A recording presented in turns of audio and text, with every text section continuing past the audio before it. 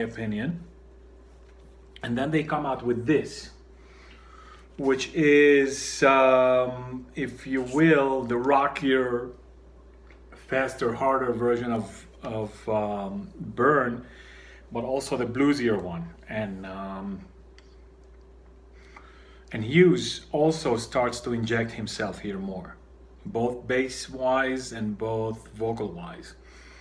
So he does more vocals, which is /fortunate. And again, surprisingly, it works surprisingly well with Coverdale, even though they have such different styles and such different ways of singing and such different voices. The blend is good. So despite that, I sometimes don't like when he pushes himself too much. It's too much of a Coverdale song for him to do that, but not terrible. Of course, you have the title track Stormbringer, an absolute banger. Holy Man is a good one. Hold On, and of course you have the two great classics, the Gypsy and Soldier of Fortune. But Lady Double Dealer is another great one. But you can already sense the dissatisfaction or the distancing of the musicians from this. So of course Coverdale and Hughes are all enthusiastic and they go all in, but I think of course, knowing the history of the band and everything that happened before and after, so I don't know how much bias is in it, but I think we can feel that the other three members are trying to withdraw and not to be 100% on board with what's happening. And of course the next record confirms this. Very far from being a garbage record, as a lot of people say. This is not garbage at all, but it is also not Deep Purple. It's more like a Paice Lord kind of collaboration or direction. And of course Blackmore left the band here to found Rainbow. So this comes out in the same year that the first Rainbow record comes out. It's not a bad record, but it's a difficult listen. It's a difficult listen because it just bothers you. Listening to Deep Purple is bothersome. It's you want Blackmore, and I'll tell you, even the modern records, those that they did post '93, right, with Steve Morse, and no disrespect to Morse, phenomenal guitarist, not just in the drags, but even when he was in Kansas, and he did a phenomenal job with Deep Purple. Even so, when you put on a Deep Purple record, you want to hear Blackmore, and nobody does that. Whoever tried to copy Blackmore, I think, fell on their face. It just doesn't work. Highlight of the record, at least in my opinion, is You Keep On Moving, and I think there will be quite a good number of people agreeing with me. Love Child, to me, is like a very early Whitesnake precursor. Coming Home, not bad at all. Getting Tighter, Lady Luck Dealer. So there's a couple less strong tracks here. Tommy Bolin has a very strong, very almost fanatical following. Some people say that he is the next whatever it is that he would have or could have or should have been. He's one of three guitar players who very sadly and very tragically died at age 26. The other ones being Kossoff and Randy Rhoads.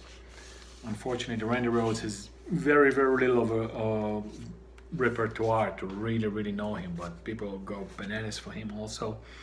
I don't hear the big guitar maniac or guitar god on here. Not to say that he's bad. The sound is good, the record is good. There's something missing. It's not the good old Deep Purple. You don't have any kind of Speed King and Space Trucking and Lazy, all of these kind of things. There's none of this. There's none of the heavy rocking, fast songs that Burn and Stormbringer kind of didn't disappoint in that department. It might not be the same thing. It might not be exactly the way that you would expect it to be, like on In Rock and Machine Head, but nevertheless they didn't disappoint in that department. They have those hard, fast rockers with a twist, and this one just lacks it. And it's a little bit lackluster in other aspects as well. But I'm not writing it off. It's still it's at least labeled Deep Purple. But a lot of people will tell you that this is not real Deep Purple. And of course, after this record, Lord and Paice come to their senses, and they also apparently reach the same conclusion that this is not Deep Purple anymore, and we have to just call it quits. And that's about it. And so everybody now goes their own way, right? Paice and John go on to form a band with Tony Ashton, the keyboard player, Lord Ashton Paice, Paice Ashton Lord. They released one record, Malice in Wonderland. Pretty good record. It's a little bit flat, so it's a little bit mainstream for what you would expect in that time. Not a bad record, but not super explosive. Gillan, I forgot already what he did. He eventually formed Gillan, but he played with some other outfits. And of course, Richie famously goes on to found Rainbow, whereas Coverdale goes on to do Whitesnake. But that didn't happen immediately. I think that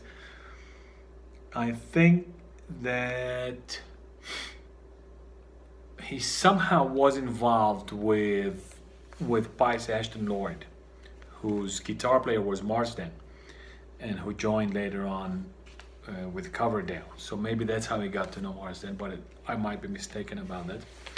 Anyway, this record is really a Dio record, or to be more precise, Dio's previous band, Elf, which had up until that time released, I think, 3 albums, if I'm not mistaken. There's LA 59, there's Elf, and there might be one other one, early 70s, all pre-75, and they're not the greatest albums. The band's not bad, the music's okay. If you don't know, today everything's available on YouTube. But it's sort of milquetoast, run-of-the-mill American rock and roll, with Dio's vocal on it. But it's not, Dio's vocal back then wasn't so big and bombastic and powerful like he did on Rainbow, right? Like what he became famous for. It's his voice, it's recognizable, but it's a younger Dio. And maybe when he joined Richie Blackmore, they got to know each other when his band Elf was opening for Deep Purple, and Richie got to know him, and when he had enough of Coverdale and especially Hughes' musical, he probably considered it interference with him, because I guess in his mind Blackmore has always been the ultimate leader or the king of Deep Purple. He probably thinks that he is also the king of humanity. He takes himself for a god, or at least his words and actions seem to testify to that. But at any rate, this is one banger of a record, despite the fact that the band is not so strong, so powerful as you'd expect. So this is Elf with Richie on guitar, as far as personnel goes. Of course, as far as the music goes, I think that the same thing happened to all of them. and this is the first time that Dio comes out with his incredibly beautiful and deep, not necessarily not very deep kind of Howling Wolf type, but deep as emotion wise or resonance wise, smooth at the same time. So the signature Dio voice. Anyway, if you know Dio's voice, you know what I'm talking about. And this is the record where you can really first hear it, and the band also plays much better. So probably Richie Blackmore was there kicking their ass, and he told them, guys, if you don't ramp it up, I'm gonna rip your balls off and stick them into your eyeballs or eye sockets. That's what I think happened, and probably from their perspective also, they just pooped their pants playing with the master, with Richie Blackmore, right? What a change that is, to play with a relatively unknown band and then going on to be in Richie Blackmore's band. But be it as it may, this is a very, very beautiful record. Really, all the songs are good. And maybe if you don't like rock and roll, that's the one that's most representative of what Elf was up until that point. But they definitely, I think that Blackmore had a razor sharp vision of what he wanted, and he was able to communicate that to Ronnie and probably the other musicians also. Man on the Silver Mountain, timeless classic, of course, Self-Portrait, a nice song, Black Sheep of the Family, another good one, Catch the Rainbow. That's Ronnie at his Dio-est, pretty much, or among his most Dio-esque songs. You got Snake Charmer, okay, kind of like a rockier, faster song, Temple of the King, another what you would call an epic song. I love these descriptors, but at least it's not bad because it sort of gives you an idea of what it is.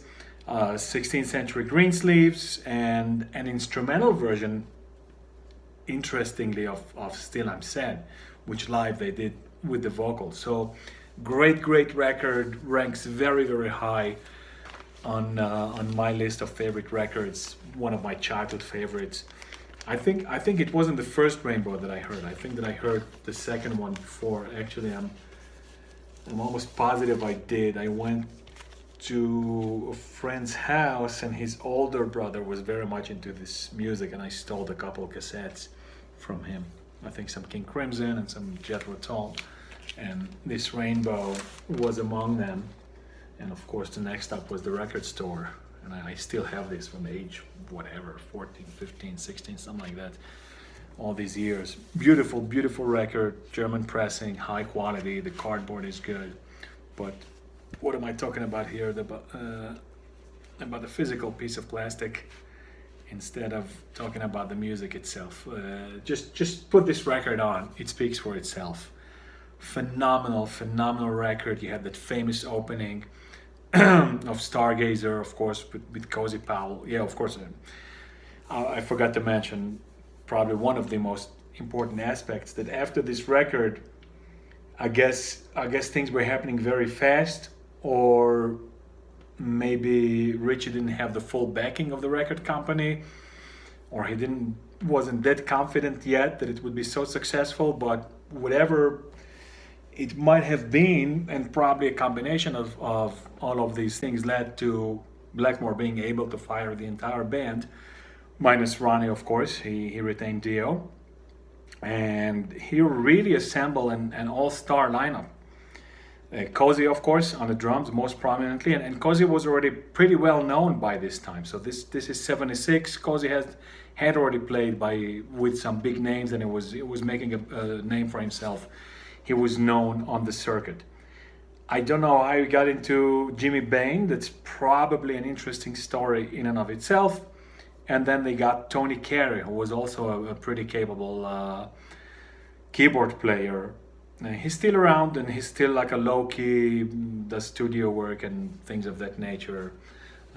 Anyway, any words about this record are a waste of time, because this is an insane record, begin to end.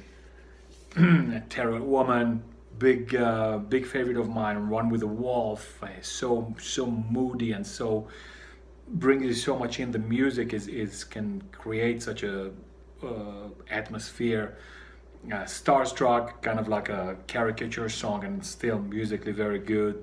Do you close your eyes when you're making love, and a light in the black. So another banger. They just came out with another winner, and I guess that the company, somehow all these companies are intertwined and interdependent, so they didn't break ties completely with Deep Purple financially. They might have shared the management or something of that nature, but be it as it may, the success of Made in Japan was not lost on them, and so already very early on in the career, after just 2 studio albums, they released a live record, which was recorded mostly in Germany. I think all of it. I think this is one concert, 1977, Hamburg, Germany. If I'm not mistaken, this is all recorded at least on the same tour, produced by Martin Birch again. Kill the King, a teaser from the upcoming album, Man on the Silver Mountain, of course, a must. They have this medley here, and then they go into Starstruck. An entire side is dedicated to Catch the Rainbow. Side 3, entirely dedicated to Mistreated. They make an incredible version. It's just kind of impossible to figure out who makes the best Mistreated, because they're all so good. It's such a great song, and Coverdale does it such big justice. So does Dio, right? Even Coverdale with Whitesnake, who uses other guitar players, but they kind of are able to do justice for the most part to the song. And then of course, side 4, it has 16th century Greensleeves with a lot of medleys and back and forth with the audience, and then Still I'm Sad with the vocal. So another winner, another banger, definitely worth having for any Ritchie Blackmore fan, and probably that includes a lot of Deep Purple fans. Even though there's a lot of Deep Purple fans who would put Gillan ahead of Blackmore, which to me is kind of weird because I don't really pay attention that much to vocals and vocalists. I would any day of the week change back Deep Purple to have Blackmore and not Gillan with any other combination or any other arrangement you may think of. Without a singer, with the weakest singer they ever had, probably Joni Turner. But anyway, after the live record, they release this banger of an album, Long Live Rock and Roll. This gives you a taste of where they wanted to go, or at least where Ritchie wanted to go. Dio was probably not fully on board with it. It sounds like Cozy was very much on board. Cozy always had kind of a penchant for heavy kicking rock, and this record is also chock full of just great songs. You have, of course, Gates of Babylon and Rainbow Eyes, the closers, just 2 very beautiful songs. And the opening on each side, Kill the King and Long Live Rock and Roll, 2 hard, fast bangers. Lady of the Lake, another good one. And then Sensitive to Light and LA Connection have to be the weakest songs on the record, and they're still very good songs. LA Connection reminds a lot of Elf. I would bet that those are from bits and pieces left over from Elf, or certain things that they were doing with Elf. It very much has that vibe to it. Maybe to some extent Sensitive to Light, and it's Shed, another great song. So and Jimmy Bain departed already by this time, so they have Bob Daisley all the way from Australia, and another keyboard player whom I don't recall ever seeing his name somewhere else, but I'm sure this wasn't just one of David Stone. Doesn't ring a bell. So great record, doesn't quite live up to the first 2, to Rainbow and Rainbow Rising, but a great record nonetheless. So it's like an inch underneath, but very different direction. Very squarely hard rock-ing record. Let us visit with our good friend Mr. David Coverdale, at least for a while. I think that he had a record out before this one. This is Whitesnake, David Coverdale, although this might have been his first musical output after leaving Deep Purple. I might just not remember the exact history. And he already has Mickey Moody in here. No Bernie Marsden yet. He's got Simon Phillips on a couple of songs, and Glover. I think Glover played bass and some other instruments on all of the songs.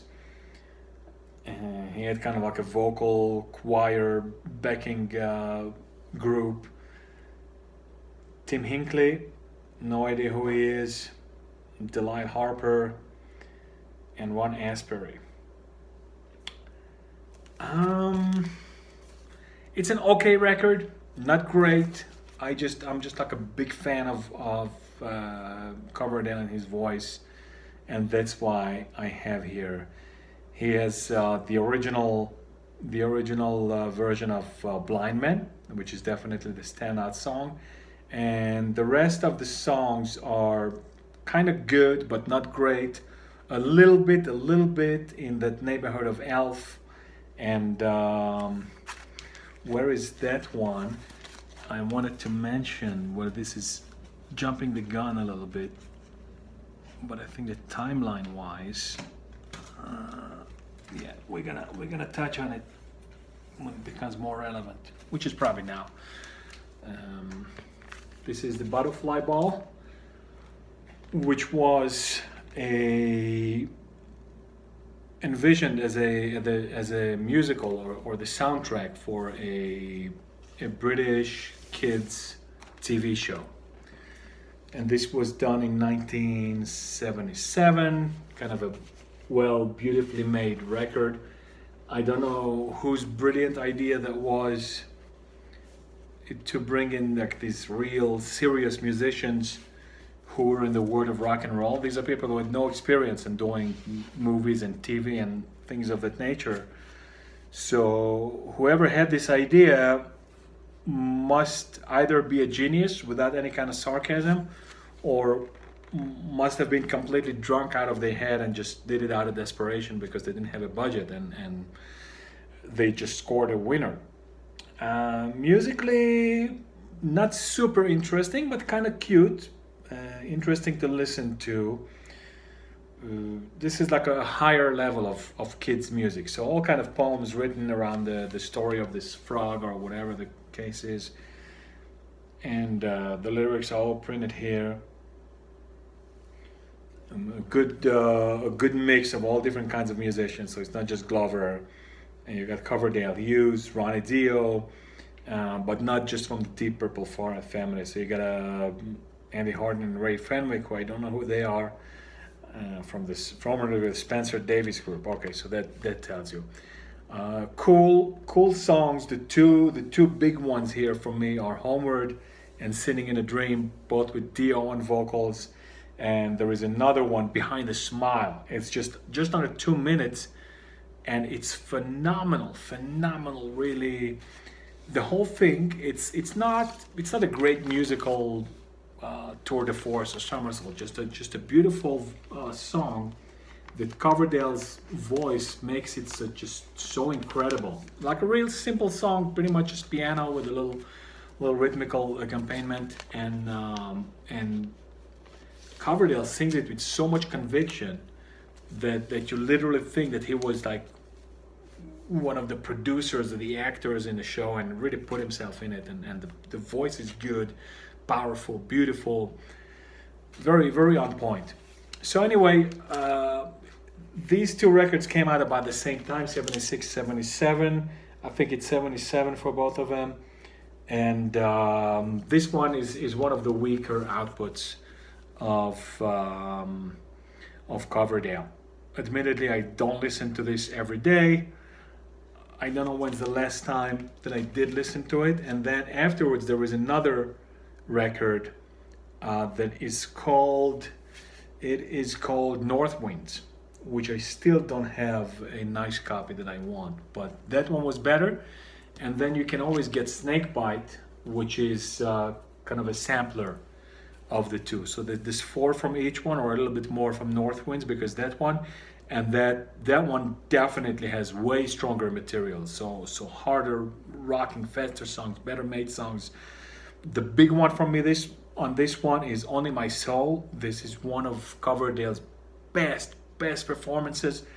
This is if you're familiar with Judas Priest's first record, Rock'n'Rolla, they have a song on it, Run of the Mill, that has like a crazy, long, beautiful bass line driven song, Run of the Mill. And in my opinion, that's Halford's best vocal performance.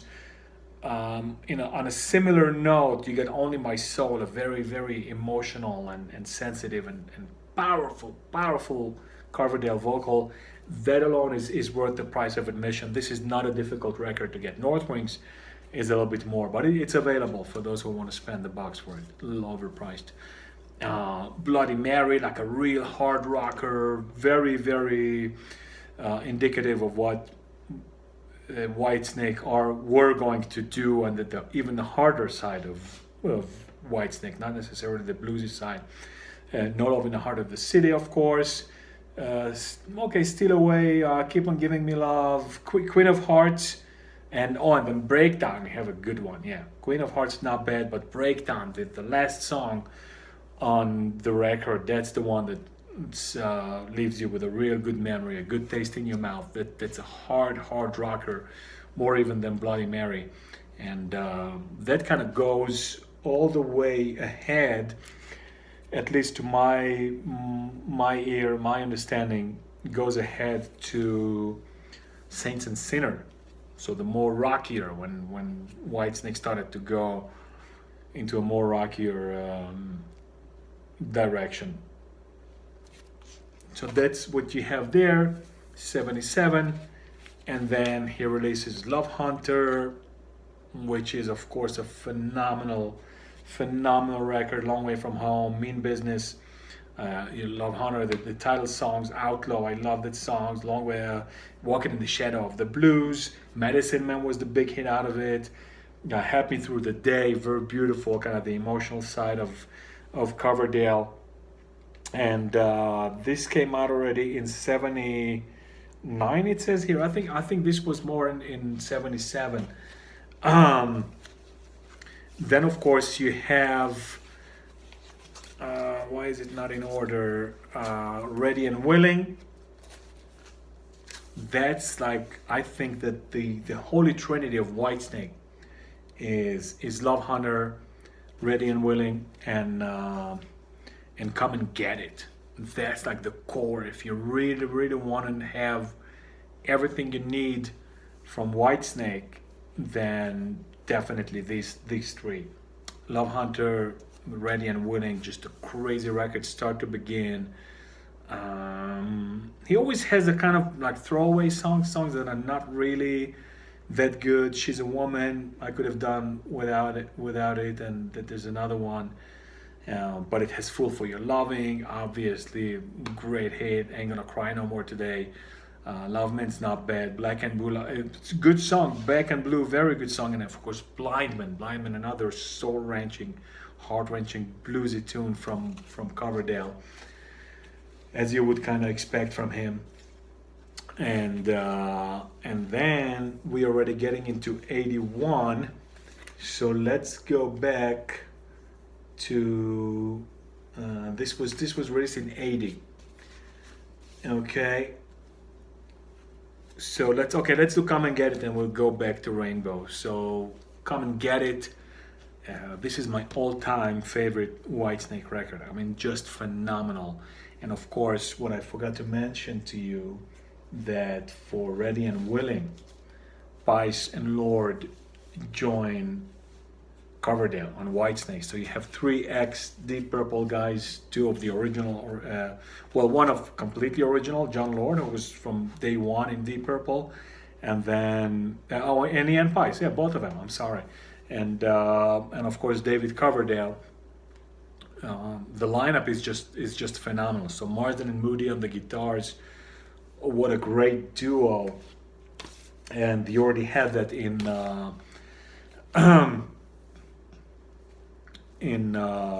what's his name in Love Hunter. That is a winning combination. So really, what changed is Paice coming on board. So John already joined him in joined Coverdale in Love Hunter, and the next year Paice joined him. So you have three Deep Purple members, two original members, and David Coverdale himself. So I could do it with this drummer, David Doe, but not terrible. But I think that a good drummer would have made this record even better. And we did Ready and Willing. This one has Lord and Paice on it, and of course